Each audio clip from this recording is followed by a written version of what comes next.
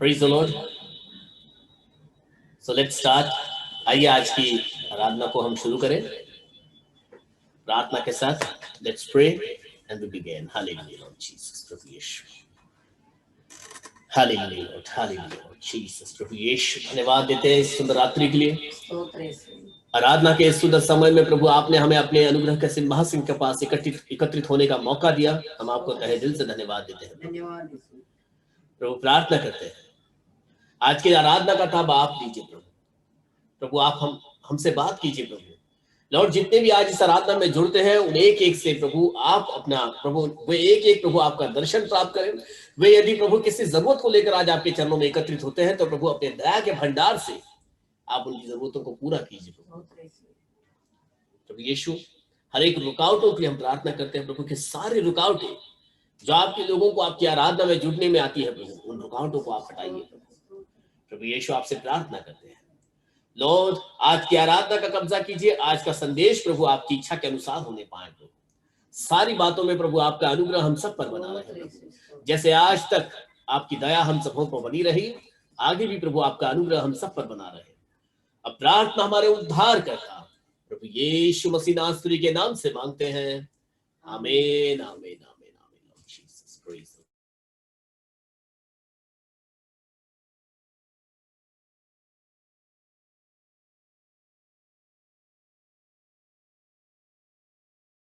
Praise the Lord. Hallelujah. आइए, जब आज की इस आराधना में हम शामिल हुए तो कुछ गीतों को गाकर हम प्रभु यीशु मसीह की आराधना करें. Praise the Lord Jesus. तेरे सन्मुख शीश नवाते हैं हे जग के करतार, डूबे हुओं को दे दो सहारा, कर दो बेड़ा पार. आइए इस गीत को गाकर प्रभु की महिमा करते हैं. हालेलुया. तेरे सन्मुख शीश नवाते हैं जग के करतार, बेहुओं को दे दो सहारा, कर दो बेड़ा पार. तेरे सन्मुख शीश नवाते हैं जग के करतार, बेहुओं को दे दो सहारा, कर दो बेड़ा पार. पाप के बादल सिर पर छाए, गिरा हुआ तूफान, तुम बिन तैया कौन संभाले मेरे प्रभु महान. आगे बचा लो प्राणी हमारे,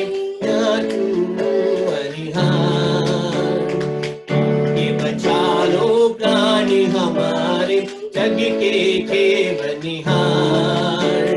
तेरे सन्मुख शीश नवाते हे जग के करतार, बेहुओं को दे दो सहारा, कर दो बेड़ा पार. जन्म के अंधों को दी आंखें, रोगी लिए बचाए, क्षमा किए सब पापिन के, मुर्दे लिए जिलाए. हृदय हम भी लाए, हो दो पाल निहार. हृदय हम भी लाए, हो दो पाल निहार. सन्मुख शीश नवाते हे जग के करतार, भक्ति सागर सबके सृजनहार. आके विराजो मनी मंदिर में, बंदे करे पुकार. हृदय तुझको पुकारे, आजा तारणहार. हृदय तुझको पुकारे, आजा तारणहार. शीश नवाते हे जग के करतार, बेहुओं को दे दो सहारा, कर दो बेड़ा पार. कि तेरे सन्मुख शीश नवाते हैं हे जग के करतार, डूबे हुओं को दे दो सहारा, कर दो बेड़ा पार. कि जन्म के अंधों को प्रभु आपने आंखें दी हैं, रोगी बचा लिए गए हैं। प्रभु आपने पापियों के पाप को क्षमा किया है, मुर्दों को जिलाया है। हम भी इसी हृदय के साथ खुदा बाप के आगे अपने हृदय को खोलते हैं। वह जो आसमां से ऊंचा रहने वाला खुदा है, आइए उसकी आराधना करते हुए, उसकी प्रशंसा करते हुए अपने जीवन में खुदा बाप के नाम को ऊंचा उठाएं। आसमां से ऊंचा रहने वाले खुदा, करते हैं तेरी भक्ति, करते हैं तेरी प्रशंसा, करते हैं तेरी प्रशंसा। ओ तेरी आशीष हम पर और तेरा ध्यान हो। ओ तेरी आशीष हम पर और तेरा ध्यान हो। राह मिले जीवन की सबको, दिल में तेरा नाम हो, दिल में तेरा नाम हो। आसमां से ऊंचा रहने वाले खुदा,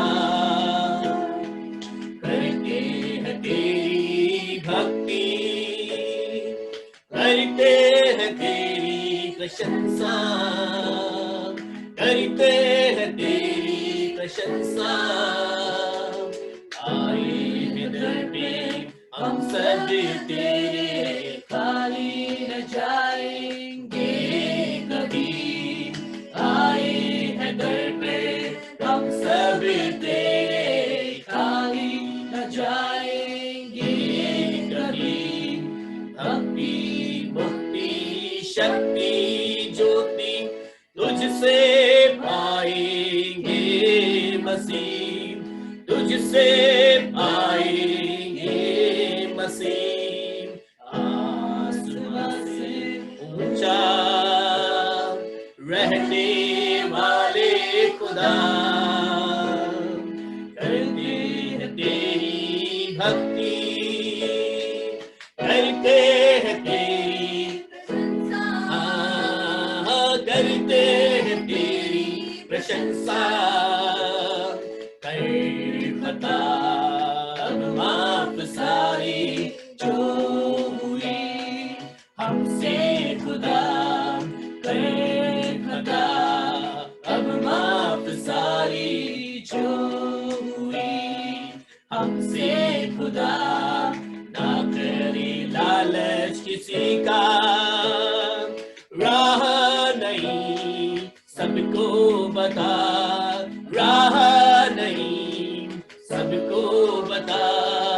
आसमां से ऊंचा रहने वाले खुदा, करते हैं तेरी भक्ति, करते हैं तेरी प्रशंसा। ओ करते हैं तेरी प्रशंसा। आसमां से ऊंचा रहने वाले खुदा, करते हैं तेरी भक्ति, करते हैं तेरी प्रशंसा। आइए इसी प्रशंसा के हृदय के साथ में, इसी आराधना के मन के साथ खुदा बाप के चरणों में एक प्रार्थना के साथ हम आए, और इस प्रार्थना के बाद हम वचन में आगे बढ़ेंगे। सिंथिया आज प्रार्थना में हमारी अगुवाई करेंगी और उसके बाद हम संदेश में आगे बढ़ेंगे। Hallelujah, let's pray. Praise the Lord Jesus. Hallelujah, hallelujah, hallelujah. I thank you, Lord, for this wonderful day that you have given Hallelujah. us, O Lord. And thank you for this wonderful time that you have provided us to glorify your name, O Lord. And thank you for gathering us at our Thank you, platform that Jesus. we may glorify Hallelujah, your Lord. name, O Lord, and worship your name, O Lord. I pray for the further preachings that we get, O Lord. Help us to keep it in our hearts, O Lord, and help us to walk through those words, O Lord. I pray for all the people who are gathered in the meeting, Hallelujah, O Lord Let them be Jesus. blessed with the Thank word, you, O Lord, Lord. and let them glorify your name in each Yes, and we every glorify your situation, name, O Lord Lord. I Jesus. pray for all the people who are not able to join the meeting, O Lord. Above all Let them name, Lord glorify Jesus. your name wherever they are, O Lord. I ask this prayer in the precious name of Lord Jesus Christ. Amen. Amen, amen, amen. Hallelujah. Hallelujah. Once again फिर एक बार मैं आप सबों का इस आज की सभा में स्वागत करता हूं। सो आइए फिर एक बार आज हमारे साथ में पास्टर राजकुमार दिल्ली से हमारे साथ में जुड़ चुके हैं। सो मैं आशा रखता हूं कि उनसे आप काफी कुछ अच्छा प्रार्थना के बारे में सीख रहे हो।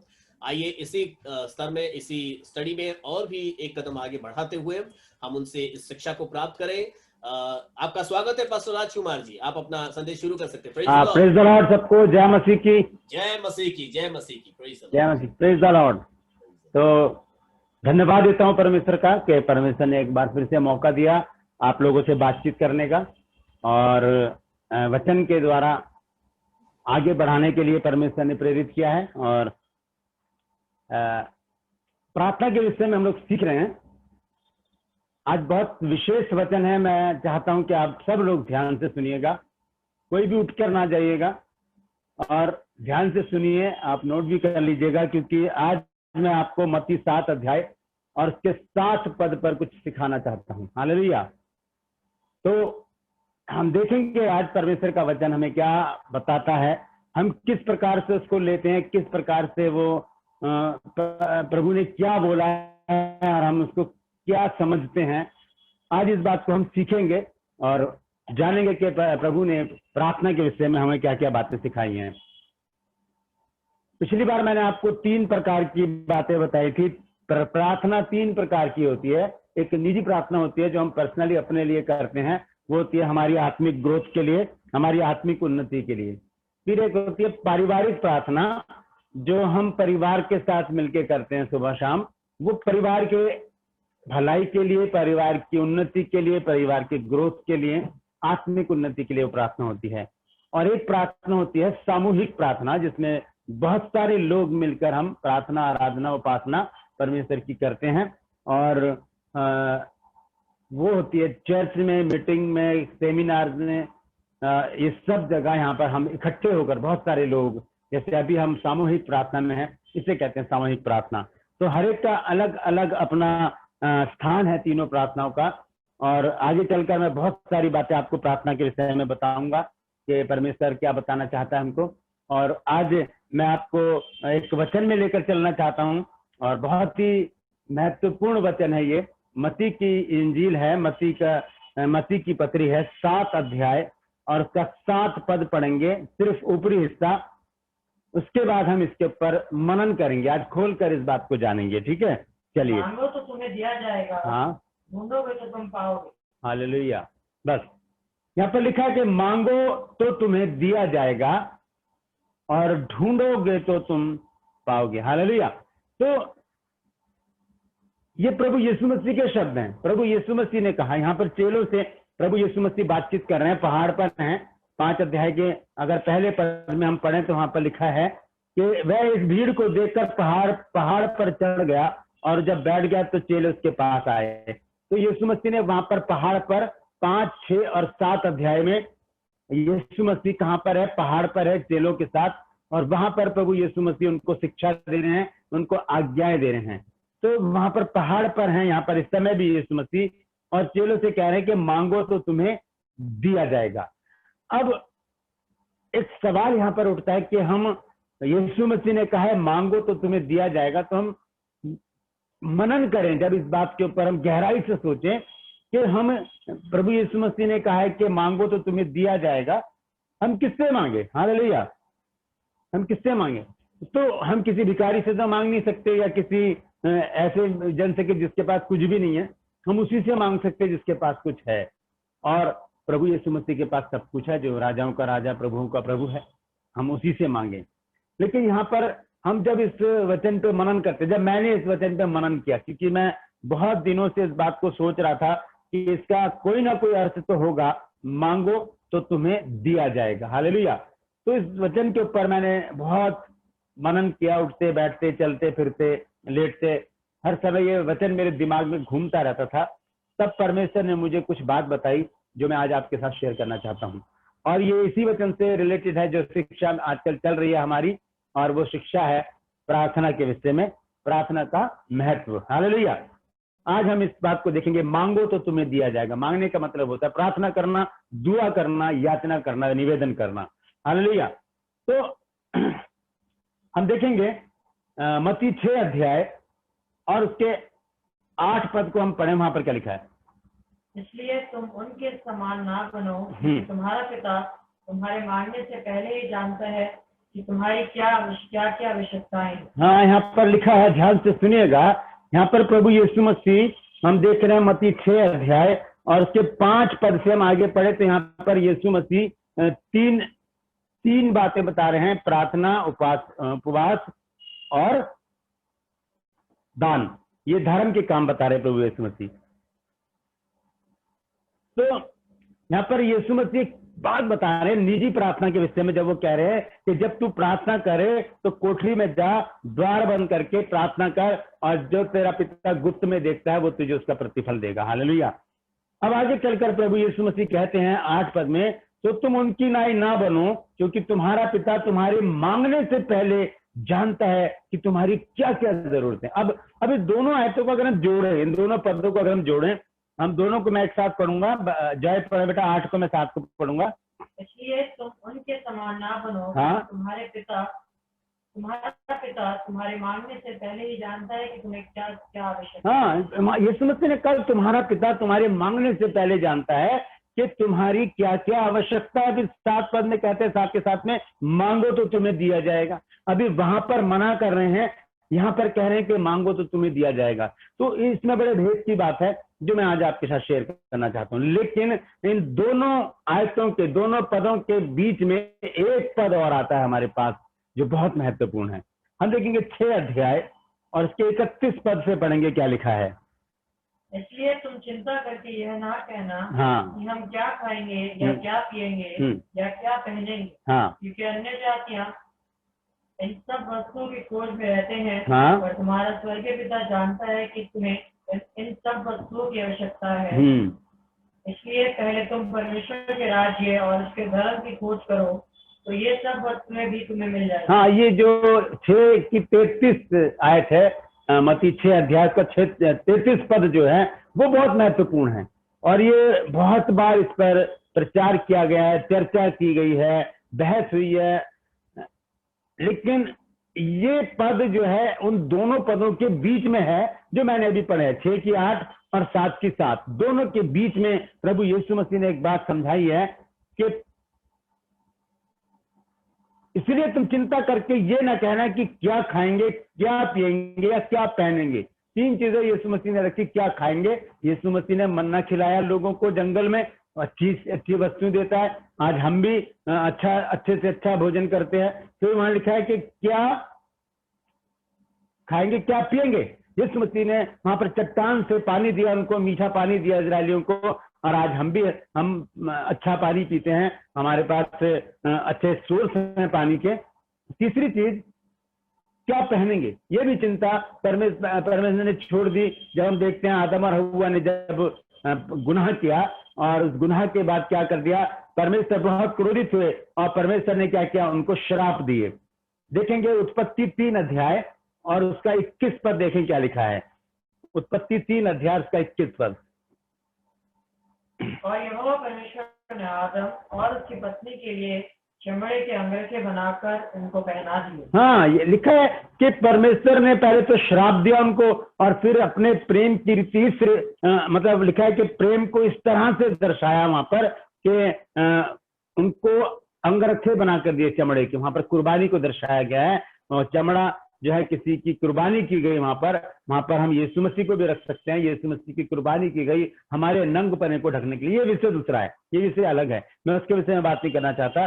मैं ये बता रहा हूँ कि यीशु मसीह ने 3 चीजें रखी कि क्या खाएंगे, क्या पिएंगे या क्या पहनेंगे। और वहां पर वापस आए अगर मत्ती 6 अध्याय में, वहां पर लिखा है 32 पद में, क्योंकि अन्य जाति इन सब वस्तुओं की खोज में रहते हैं, और तुम्हारा स्वर्गीय पिता जानता है कि ये सब वस्तुएं तुम्हें चाहिए। हालेलुया, जानता है परमेश्वर। इसीलिए तो जब इजरायली जंगल में थे, वहां पर परमेश्वर ने क्या किया, उनके लिए क्या किया, अच्छे से अच्छा भोजन दिया, और उनको ऐसे कपड़े दिए जो उनके तन पे से फटे। नहम्याह नबी की पुस्तक निकालेंगे और उसका 9 अध्याय, नहम्याह नबी की पुस्तक 9 अध्याय के 20 और 21 पद पढ़े क्या लिखा है। नहम्याह अय्यूब से पहले है, 9 अध्याय 20 और 21 पर यहाँ लिखा है, वरन तूने उन्हें समझाने के लिए अपने आत्मा को जो भला है दिया, और अपना मन्ना उन्हें खिलाना न छोड़ा, और उनकी प्यास बुझाने को पानी देता रहा। 40 वर्ष तक तू उनको जंगल में उनका ऐसा पालन पोषण करता रहा कि उनको कुछ घटी ना हुई, ना तो उनके वस्त्र पुराने हुए और ना उनके पांव में सूजन हुई। हालेलुया। यहाँ पर तीनों चीजों का जिक्र है, पानी का, खाने का और वस्त्र का, तीनों चीजों का, जहां पर यीशु मसीह ने कहा क्या खाएंगे, क्या पिएंगे और या क्या पहनेंगे। तो यहाँ पर तीनों चीजों का जिक्र है। ऐसे कपड़े 21 पर मैंने कहा 40 वर्ष तक तो उनको जंगल में ऐसा पालन पोषण करता रहा कि उनको कुछ घटी ना हुई, ना तो उनके वस्त्र पुराने हुए और ना उनके पाँव में सूजन आई, ना उनके कपड़े फटे, ना उनके जूते फटे। 40 साल तक उनको यूज करते रहे। ये परमेश्वर का अद्भुत काम है। हालेलुया। वो परमेश्वर जो हमें खाने को देता है, वो परमेश्वर जो हमें पीने को देता है, जो वो परमेश्वर जो हमें कपड़े पहनने को देता है, घर रहने के लिए देता है, सारी सुख सुविधा हमें देता है, वो परमेश्वर कहता है कि तुम उनकी तरह ना बनो के वहां पर 6 के 8 में लिखा है, तो तुम उनकी नाई ना बनो, क्योंकि तुम्हारा पिता तुम्हारे मांगने से पहले जानता है कि तुम्हारी क्या क्या जरूरतें हैं, तुम्हारी क्या क्या आवश्यकता है। हम आते हैं जब 6 की 33 आयत में, वहां लिखा है, इसलिए पहले तुम उसके राज्य और धर्म की खोज करो तो सब वस्तुएं तुम्हें मिल जाएंगी। हालेलुया। यहाँ पर शर्त रख दी गई प्रभु के द्वारा कि पहले उसके धर्म और राज्य की खोज करो तो ये सब वस्तुएं तुम्हें मिल जाएंगी। लेकिन हम जब 7 अध्याय के 7 पद पर आते हैं, यहाँ पर थोड़ा सा रुक कर हम देखेंगे यहाँ पर बातचीत क्या है, यहाँ पर क्या वो बात है जो प्रभु यीशु मसीह हमें बताना चाहते हैं। क्योंकि प्रभु ने पहले हमको बता दिया कि परमेश्वर सब कुछ जानता है कि तुम्हें कब क्या चाहिए, सब कुछ जानता है वो, और वो हमें मुहैया भी कराता है। हाँ, वो प्रोवाइड करता है सब चीजें, हर एक कमी घटी हमारी दूर करता है और समय पर काम करता है परमेश्वर, क्योंकि व्यवस्था विवरण में लिखा है कि वो समय पर मेह बरसाने वाला परमेश्वर है। हालेलुया। तो हमारा कोई भी काम नहीं रुकता, हमारे पास पैसे की कमी नहीं होती, हमारे पास खाने की कमी नहीं होती, हमारे पास पानी की कमी नहीं होती, हमारे पास कपड़ों की कमी नहीं होती। क्यों? क्योंकि हम उस परमेश्वर के, उस जीवित प्रभु के अनुयायी हैं जो जिसने सारी सृष्टि की रचना की है। हालेलुया। मैं बड़े घमंड से कहता हूं कि सारी सृष्टि मेरे बाप ने बनाई है। ये मैं इसका ये जो बनाने वाला है ये मेरा बाप है जिसने सारी सृष्टि की रचना की है। मैं इस पर बड़ा घमंड करता हूं क्योंकि ये मेरे पिता ने, मेरे प्रभु ने बनाई है सारी सृष्टि, ये उसी के हाथों की रचना है। हालेलुया। तो वो सब कुछ बनाने वाला परमेश्वर, क्या हम उससे हर समय मांगते रहें? ये जो वचन लिखा है, मांगो तो तुम्हें दिया जाएगा। तो बहुत से लोग क्या करते हैं, प्रार्थना में इस वचन को कोड करते हैं, बार बार परमेश्वर को याद दिलाते हैं कि परमेश्वर, हे प्रभु, तूने तो कहा है मांगो तो तुम्हें दिया जाएगा, तूने तो कहा है मांगो तो तुम्हें दिया जाएगा। और हम अपनी बड़ी बड़ी डिमांड परमेश्वर के सामने रख देते हैं। हमारे पास बड़े बड़े से लेटर होते हैं, पर्चे होते हैं, उन पर लिख देते हैं हम अपनी सारी डिजायर, और उसको हम परमेश्वर के सामने लाकर रखते हैं कि प्रभु ये मैंने सब कुछ मांगा है तुझसे। लेकिन हम ये नहीं जानते कि वो तो हमारे मांगने से पहले जानता है, कुछ कमी हमारे अंदर है जो वो चीजें हमारे पास तक नहीं आती। हालेलुया। तो यहाँ पर लिखा है मांगो तो तुम्हें दिया जाएगा। अब हम इसको पूरा पढ़ेंगे 11 पद तक, फिर देखें वहां पर उसका अर्थ सामने आएगा कि वहां पर लिखा क्या है। मांगो तो तुम्हें दिया जाएगा, हाँ। ढूंढोगे तो तुम पाओगे, खटखटाओ तो तुम्हारे लिए खोला जाएगा। हाँ। क्योंकि जो कोई मांगता है उसे मिलता है, और जो ढूंढता है वह पाता है। हाँ। और जो खटखटाता है उसके लिए खोला जाएगा। तुम में से ऐसा कौन मनुष्य है कि यदि उसका पुत्र उससे रोटी मांगे तो वह उसे पत्थर दे, या मछली मांगे तो उसे सांप दे?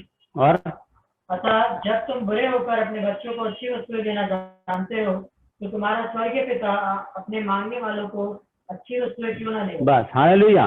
ध्यान से सुनिएगा और इसे नोट कर लीजिएगा, आपके बहुत काम आएगी ये बात, बड़े भेद की बात है। इसमें लिखा है मांगो तो तुम्हें दिया जाएगा। हालेलुया। ढूंढो तो तुम पाओगे, खटखटाओ तो तुम्हारे लिए खोला जाएगा। क्योंकि जो कोई मांगता है, हालेलुया, जो कोई मांगता है उसे मिलता है। हालेलुया। वो उसको मिलता है, जो कोई मांगता है उसे मिलता है, सांसारिक चीजें नहीं। हालेलुया। आगे चलकर हम जानेंगे इस बारे में। और लिखा है जो ढूंढता है वो पाता है, और जो खटखटाता है उसके लिए खोला जाएगा। 9 पद में लिखा है, तुम में से ऐसा कौन मनुष्य है कि यदि उसका पुत्र उससे रोटी मांगे तो उसे पत्थर दे, या मछली मांगे तो उसे सांप दे। हालेलुया। हमें से जितने लोगों के पास बच्चे हैं या हमारे माता पिता, जब हम उनसे कुछ मांगते हैं कि पापा या मम्मी हमें ये चाहिए वो चाहिए, तो हम उन्हें डांट कर भगा नहीं देते। हम उनसे ये नहीं कहते चल जाकर वो पत्थर खा ले, या सांप पकड़ के ले आ वो खा ले, या कुछ और खा ले, कॉकरोच खा ले। इस तरह से हम नहीं कहते, क्योंकि हम अपने बच्चों को बहुत प्यार करते हैं। ऐसे ही हमारा स्वर्गीय पिता है। उसके सीने में क्या है? उसके सीने में पिता का हृदय है। हालेलुया। तो परमेश्वर हमें क्या देना चाहता है? यहाँ पर लिखा है कि जब तुम बुरे होकर, तुम में से ऐसा कौन मनुष्य है कि यदि उसका पुत्र उससे रोटी मांगे तो उसे पत्थर दे। हालेलुया। हम रोटी मांगे परमेश्वर से, हाँ, तो क्या परमेश्वर हमें पत्थर पकड़ाएगा कि ये लो ये खा लो आज? नहीं। परमेश्वर सारी चीजें हमें पहले से ही मुहैया करा देता है। वो पहले से ही हमारे सारी जरूरतों को जानता है कि हमें कब किस चीज की जरूरत है। हालेलुया। इसलिए हमें मांगने की जरूरत नहीं है। लिखा है 6:33 में, इसलिए पहले तुम उसके राज्य और धर्म की खोज करो तो ये सब वस्तुएं भी तुम्हें मिल जाएंगी। हालेलुया। हम उसके राज्य की खोज करें और उसके धर्म की खोज करें। धर्म का मतलब होता है विश्वास। जब हम उसके विश्वास की खोज कर लेंगे, जब हम विश्वासी बन जाएंगे, तो ये सब वस्तुएं हमको मिल जाएंगी। सांसारिक वस्तुएं सब हमारी हैं, क्योंकि इसका बनाने वाला मेरा और आपका पिता है, हमारा बाप है। क्योंकि हम प्रार्थना में उससे कहते हैं हे पिता, हे अब्बा कहकर हम उससे प्रार्थना करते हैं। हालेलुया। 10 पद में लिखा है मत्ती 7 अध्याय में, या मछली मांगे तो उसे सांप दे। अब ध्यान से सुनिएगा 11वें पद में क्या लिखा है। तो जब तुम बुरे होकर अपने बच्चों को अच्छी वस्तुएं देना जानते हो तो तुम्हारा स्वर्गीय पिता अपने मांगने वालों को अच्छी वस्तुएं क्यों नहीं देगा। हालेलुया। अब अच्छी वस्तुएं क्या है? अच्छी वस्तुएं क्या हो सकती हैं? हालेलुया। ये सवाल है, बहुत गहरा सवाल है ये, कि लिखा है कि जब तुम बुरे होकर अपने बच्चों को अच्छी वस्तु देना चाहते हो, क्योंकि वचन में लिखा है यशायाह में 55 में कि तुम्हारे विचारों में और मेरे विचारों में, तुम्हारी सोच में और मेरी सोच में जमीन आसमान का अंतर है। तो बहुत अंतर है हमारे और परमेश्वर के सोच विचार में। तो यहाँ पर कुछ और लिखा गया है, हम उसे कुछ और समझ लेते हैं। लिखा है कि जब तुम बुरे होकर अपने बच्चों को अच्छी वस्तुएं देना जानते हो तो तुम्हारा स्वर्गीय पिता अपने मांगने वालों को अच्छी वस्तुएं क्यों नहीं देगा। हालेलुया। यिर्मयाह 33:3 पद में लिखा है, मुझसे प्रार्थना कर तो मैं तुझे बड़ी और कठिन बातें समझाऊंगा जिन्हें तू अभी नहीं समझता। हालेलुया। भजन संहिता 2 अध्याय और उसके 8 पद को अगर हम पढ़ें तो वहां पर क्या लिखा है? बड़े जल्दी से क्या लिखा है? हाँ। मैं जाति जाति के लोगों को तेरे संपत्ति होने के लिए और दूर दूर के देशों को तेरे निज भूमि बनने के लिए दे दूंगा। हाँ, लिखा है कि मुझसे मांग और मैं जाति जाति के लोगों को तेरी संपत्ति होने के लिए और दूर दूर के देशों को तेरी निज भूमि बनने के लिए दे दूंगा। हाँ, दूर दूर के देशों को तेरी निज भूमि बनने के लिए दे दूंगा। यहाँ पर कोई भी सांसारिक चीज नहीं है, ये वो चीजें हैं जो परमेश्वर हमको देना चाहता है। यिर्मयाह 33:3 में लिखा है, मुझसे प्रार्थना कर तो मैं तुझे बड़ी और कठिन बातें समझाऊंगा जिन्हें तू अभी नहीं समझता। हालेलुया। और 2:8 में लिखा है कि मुझसे मांग तो मैं तुझे क्या कर दूंगा? देश देश के लोगों को तेरा बना दूंगा। हालेलुया। ये वो अच्छी वस्तु है, क्योंकि बाकी चीजें जो हमें चाहिए, फ्रिज में हमारे रखा होना चाहिए, हमारे किचन में हर एक सामान होना चाहिए, हमारी अलमारी में कपड़े भरे होने चाहिए, हमारे रैक में जूते होने चाहिए, ये सब चीजें परमेश्वर समय समय पर हमें मुहैया कराता रहता है और हमें किसी से भी मांगने की जरूरत नहीं पड़ती। हालेलुया। तो हम देखते हैं यहाँ पर, अब ध्यान से सुनिएगा, मैं सही जगह पर आ चुका हूँ। अब ध्यान से सुनिए यहाँ पर लिखा क्या है। तो जब तुम बुरे होकर अपने बच्चों को अच्छी वस्तु देना जानते हो तो तुम्हारा स्वर्गीय पिता अपने मांगने वालों को अच्छी वस्तुएं क्यों ना देगा। हालेलुया। इसलिए इस कारण जो कुछ तुम चाहते हो कि मनुष्य तुम्हारे साथ करें, यह अलग विषय है। 11 पे हम रहेंगे। 11 पद में लिखा है, तो जब तुम बुरे होकर अपने बच्चों को अच्छी वस्तु देना जानते हो।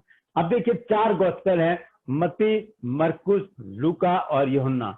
ये 4 सुसमाचार हैं। इनको 4 लोगों ने लिखा है। मत्ती ने लिखा है, मरकुस ने लिखा है, लूका ने लिखा है, यूहन्ना ने लिखा है। और इनके लिखने की शैली सबकी अलग अलग है, और कहीं ना कहीं कोई बात मिस हो गई है तो उसे अगर मत्ती ने मिस कर दिया तो उसे लूका ने पूरा कर दिया है, अगर लूका ने मिस कर दिया तो उसे मरकुस ने पूरा कर दिया है, अगर मरकुस ने मिस कर दिया तो उसे यूहन्ना ने पूरा कर दिया। तो कोई भी कमी नहीं है, वचन एकदम सटीक है, लेकिन उसे समझने की जरूरत है, उसे खोजने की जरूरत है। हालेलुया। हम देखते हैं यशायाह नबी की पुस्तक, हालेलुया, हालेलुया, एक मिनट मैं बताता हूं। यशायाह नबी की पुस्तक है,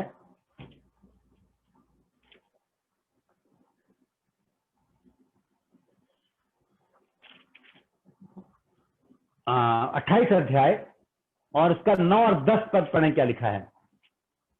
यशायाह 28 का 9 और 10। किसको ज्ञान सिखाएगा, हाँ, और किसको अपने समाचार का अर्थ समझाएगा। हाँ, और उनको जो दूध चढ़ाए हुए और स्तन से लगाए हुए हैं, हाँ, शिव की आज्ञा पर आज्ञा, आज्ञा पर आज्ञा, आज्ञा पर आज्ञा, आज्ञा पर आज्ञा, नियम पर नियम, नियम पर नियम, नियम पर नियम, नियम पर नियम, थोड़ा यहाँ थोड़ा वहाँ, थोड़ा यहाँ और थोड़ा वहां, थोड़ा मत्ती में, थोड़ा मरकुस में, थोड़ा लूका में, थोड़ा यूहन्ना में। और 13 पद में भी लिखा है, क्या पढ़े बेटा, क्या लिखा है। इसलिए यहोवा का वचन उनके पास आज्ञा पर आज्ञा, आज्ञा पर आज्ञा, आज्ञा पर आज्ञा, आज्ञा पर आज्ञा, नियम पर नियम, नियम पर नियम, नियम पर नियम नियम पर नियम है। हाँ, थोड़ा यहाँ थोड़ा वहाँ, थोड़ा यहाँ और थोड़ा वहां पर, थोड़ा यहाँ रख दिया, थोड़ा वहां रख दिया, ताकि वो जो आत्मिक लोग हैं उनकी समझ में आ जाए, जो प्रभु के लोग हैं, जो मेहनत करते हैं वचन को प्रचार करने में या उसे सीखने में या सिखाने में, उनकी बात वो समझ में आ जाए। थोड़ा यहाँ, थोड़ा मत्ती में, थोड़ा लूका में, थोड़ा मरकुस में, थोड़ा यूहन्ना में, थोड़ा प्रेरित काम में, यानी कि थोड़ा पुराने नियम का नए नियम में। इस तरह से क्या ये वचन है, इसको समझना बहुत जरूरी है। तो यहाँ पर हम वापस आते हैं जल्दी से 7 अध्याय और उसके 11 पद को देखें, वहां पर क्या लिखा है। अतः जब तुम बुरे होकर अपने बच्चों को अच्छी वस्तु हाँ, लिखा है कि इसलिए, अतः का मतलब होता है इसलिए जब तुम बुरे होकर अपने बच्चों को अच्छी वस्तुएं देना जानते हो, तो तुम्हारा स्वर्गीय पिता अपने मांगने वालों को अच्छी वस्तुएं क्यों ना देगा। तो तुम्हारा स्वर्गीय पिता अपने मांगने वालों को अच्छी वस्तुएं क्यों ना देगा। अब जो मांगने वाले लोग हैं, जो फसली लोग होते हैं, फसली ईसाई जो होते हैं, वो क्या करते हैं, इस वचन को परमेश्वर के सम्मुख लेकर आते हैं और क्या करते हैं, मांगना शुरू कर देते हैं। तूने कहा है मांगो तो तुम्हें दिया जाएगा, इसलिए मैं तुझसे मांग रहा हूँ। लेकिन ये नहीं जानते, इससे भी पहले यीशु मसीह ने क्या दिया कि तुम्हारे मांगने से पहले स्वर्गीय पिता सब कुछ जानता है और वो तुम्हें देगा। हालेलुया। आइए देखेंगे कि इस बात का अर्थ क्या है। हम देखेंगे जो चूक मसीह ने की है यहाँ पर, उसे लूका ने पूरा किया है। हम देखिए, लूका निकाल लेंगे 11 अध्याय और 13 पद पढ़ेंगे, क्या लिखा है। अतः जब तुम बुरे होकर अपने बच्चों को अच्छी वस्तुएं देना, हाँ, धीरे धीरे यहाँ लिखा है। अब देखिए, मत्ती में लिखा है कि इसलिए जब तुम बुरे होकर अपने बच्चों को अच्छी वस्तुएं देना जानते हो, तो तुम्हारा स्वर्गीय पिता अपने मांगने वालों को अच्छी वस्तुएं क्यों ना देगा। लेकिन लूका यहाँ पर कुछ और लिखता है। हाँ, क्या लिखा है। इसलिए जब तुम बुरे होकर अपने बच्चों को अच्छी वस्तुएं, हाँ, इसलिए जब तुम बुरे होकर अपने बच्चों को अच्छी वस्तुएं देना जानते हो, तो स्वर्गीय पिता हाँ, अपने मांगने वालों को प्रतिफल क्यों ना देगा। सही पढ़ो बेटा, क्या लिखा है। तो स्वर्गीय पिता अपने मांगने वालों को पवित्र आत्मा, हाँ, पवित्र आत्मा। यीशु मसीह ने कहा मांगो तो तुम्हें दिया जाएगा। क्या मांगना है, हमने पवित्र आत्मा को मांगना है। हालेलुया। लिखा है, तो जब तुम बुरे होकर अपने बच्चों को अच्छी वस्तुएं देना जानते हो, तो स्वर्गीय पिता अपने मांगने वालों को पवित्र आत्मा क्यों नहीं देगा। हालेलुया। देगा, मांगे परमेश्वर से, क्योंकि लिखा है मांगो तो तुम्हें पवित्र आत्मा दिया जाएगा। हालेलुया। यहाँ पर साइलेंट है पवित्र आत्मा, लेकिन लूका ने उसको क्या कर दिया है, उसको उजागर कर दिया है। उस शब्द को वहां पर लिखा है कि जब तुम बुरे होकर अपने बच्चों को अच्छी वस्तुएं देना जानते हो, तो तुम्हारा स्वर्गीय पिता अपने मांगने वालों को पवित्र आत्मा क्यों नहीं देगा। अब क्यों नहीं देगा पवित्र आत्मा, हमें क्यों चाहिए पवित्र आत्मा। हालेलुया। ये एक और सवाल हमारे जीवन में आता है, हमारे माइंड में आता है, हमारे दिमाग में आता है कि हमें पवित्र आत्मा क्यों चाहिए। आइए निकालेंगे यूहन्ना 14 अध्याय और इसका 26 पद पढ़ें, क्या लिखा है।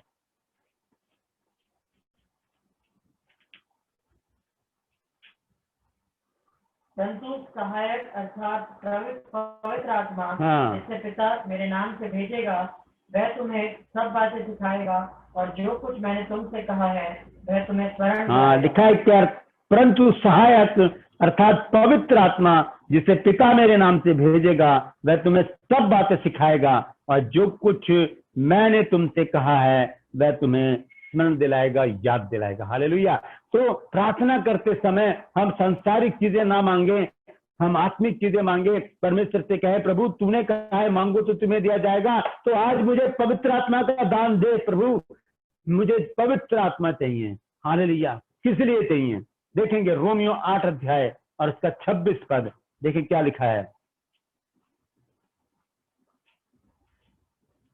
हालेलुया। इसी रीति से आत्मा भी हमारी दुर्बलता में सहायता करता है, क्योंकि हम नहीं जानते कि प्रार्थना किस रीति से। पौलुस जिसने 13-14 पत्रियां लिखी हैं, वो कहता है कि हम नहीं जानते कि प्रार्थना किस रीति से करना चाहिए, प्रार्थना करने का नियम क्या है, प्रार्थना करने की रीति विधियां क्या है, मैं कैसे करूं प्रार्थना। तब वो गवाही देता है इस बात की, वो कौन करेगा? वो पवित्र आत्मा हमको प्रार्थना करना सिखाएगा।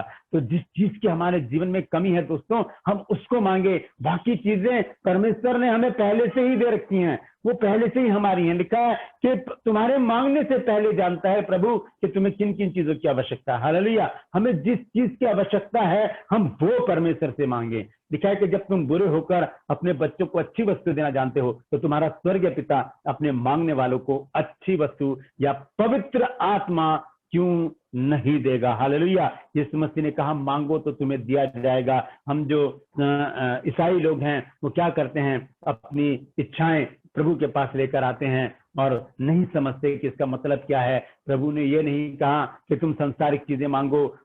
बहुत से लोग संसारिक चीजें मांगते हैं। कोई कहता है कि मेरी एक अच्छी लड़की से शादी हो जाए, या मेरी अच्छे लड़के से शादी हो जाए, मुझे बड़ा खानदान मिले, मुझे ये चाहिए वो चाहिए। बहुत सारी बातें हम परमेश्वर के सम्मुख लेकर आ जाते हैं, लेकिन ये नहीं जानते कि सबसे ज्यादा हमें पवित्र आत्मा की जरूरत है, क्योंकि पवित्र आत्मा जब हमारे पास होगा वो हमें प्रार्थना करनी सिखाएगा। क्योंकि संत पौलुस ने रोमियो 8 अध्याय उसके 26 पद में इस बात को स्पष्ट कर दिया कि कौन है जो हमें प्रार्थना करनी सिखाएगा।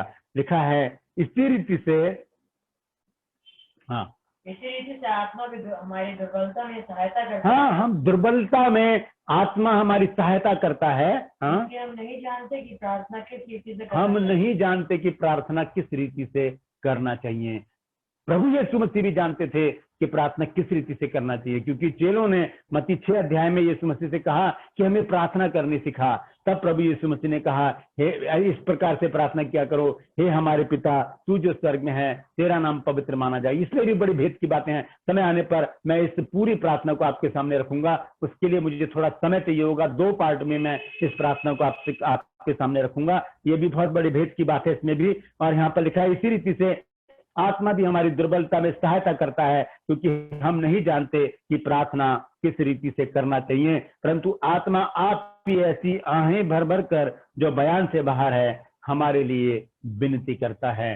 तो बहुत जरूरी है हमारे जीवन में पवित्र आत्मा हो, ताकि वो हमारे लिए परमेश्वर से आहें भर भर कर आंसुओं के साथ विनती कर सके कि प्रभु मेरे बेटे को तेरी जरूरत है, तेरी सहायता चाहिए, तू उसकी मिनिस्ट्री को आगे बढ़ा, उसकी जॉब को प्रभु जी तू कायम कर, इसका जो बिजनेस है उसे तू बढ़ा, उसकी आने जाने में रक्षा रखवाली कर, उसे शैतान से बचा। बहुत सारी बातें पवित्र आत्मा हमारे विषय में परमेश्वर से कहता है। हालेलुया। और वो प्रार्थना जो हम करते हैं वो स्वर्गदूतों के हाथ से परमेश्वर की सुनहरी वेदी तक पहुंच जाती हैं। तब यीशु मसीह ने कहा है मत्ती 7 उसके 7 पद में, मांगो तो तुम्हें दिया जाएगा। हालेलुया।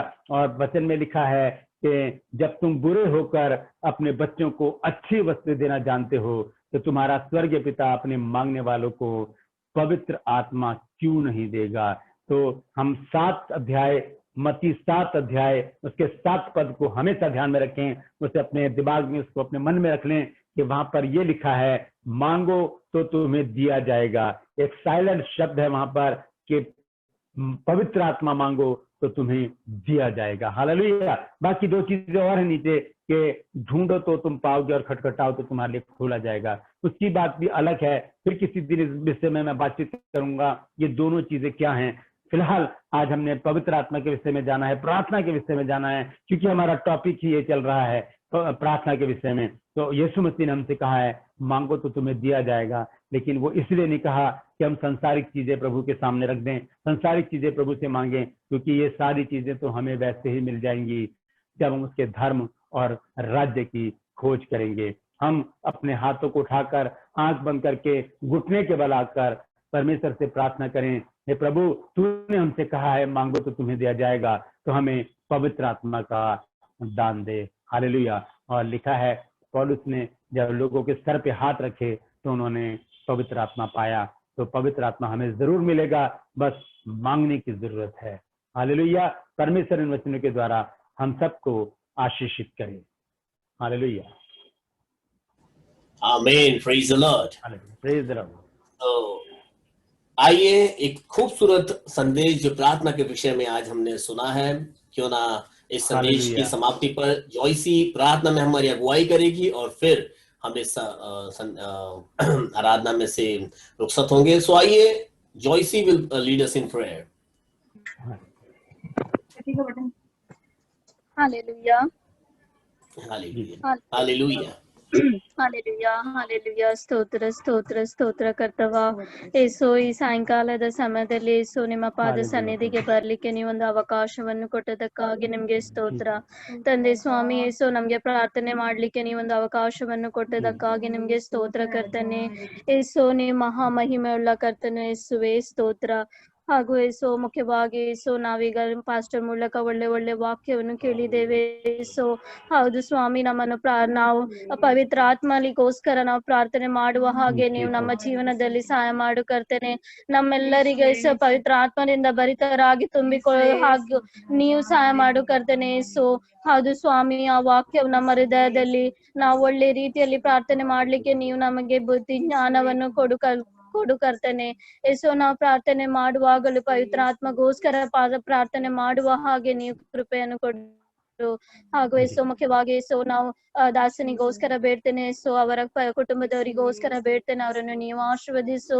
ಹಾಗೂ ಏಸು ಮುಖ್ಯವಾಗಿ ಏಸು ಈ ಝೂಮ್ ಅಲ್ಲಿ ಹಾಗೂ ಯೂಟ್ಯೂಬ್ ಅಲ್ಲಿ ಕನೆಕ್ಟ್ ಆದ ಒಬ್ಬೊಬ್ಬ ಫ್ಯಾಮಿಲಿಗೋಸ್ಕರ ಬೇಡ್ತೇನೆ. ಏಸು ಅವರ ಎಲ್ಲರ ಕೊರತೆಗಳನ್ನು ಎಲ್ಲರ ಅಗತ್ಯತೆಗಳನ್ನು ನೀವು ಬಲವನ್ನಾಗಿದ್ದಿ ಕರ್ತೇನೆ.